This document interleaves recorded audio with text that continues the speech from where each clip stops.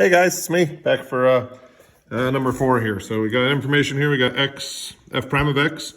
Table values, they tell us f of 0 equals 20, and they tell us that f prime is always between the values of 0 and 7, so never any bigger than it is in here.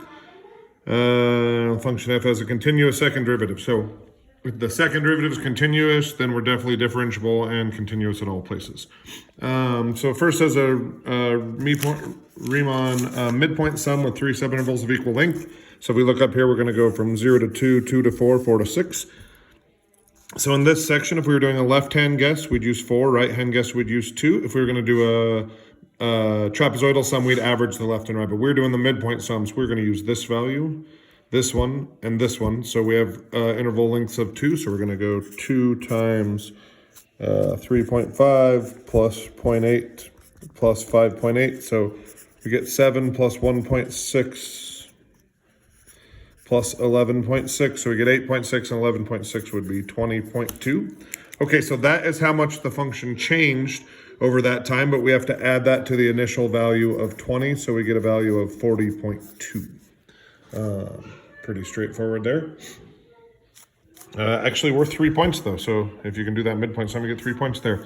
And then it says, determine whether the actual value of f of 6 could be 70. Explain your reasoning. Okay, so that's kind of a tricky question, but if you look up here, it says the biggest the rate can ever be is 7. So let's say the rate was at its maximum amount for the entire time. That would give me a change of 42. If we add the initial 20, the biggest we could possibly be a 62. So I would say something along those lines. Since the rate can never be bigger than 7, the most change we could get over 6 seconds is 42. So the biggest we could be a 62, so we could not be 70.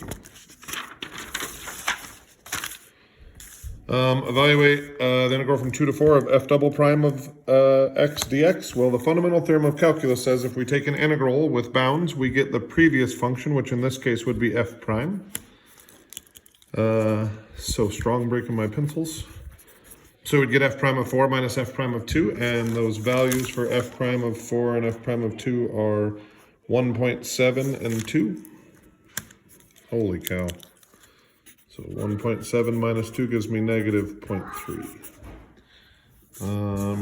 Next one, this is kind of an interesting one. So if we plug a 0 in, so if we do f of 0 minus 20e to the 0 over 0.5 f of 0 minus 10, we end up getting 0 over 0. Now this is normally a thing we study and review, so we'll study it today.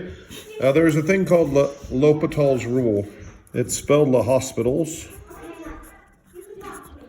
If you want to look that up, you can view videos and everything. I can look it up on the internet, but basically if we get an indeterminate form, so either a 0 over 0 or an infinity over infinity, we can do a very simple thing. We can go back to this limit and we can take the derivative of the top and the bottom, not a quotient rule, just the derivative. So we'll do f prime of x minus 20e to the x over 0.5 f prime of x. And then we'll try again. And if that doesn't work, we can take the next derivative. We can keep doing this until we get one that works.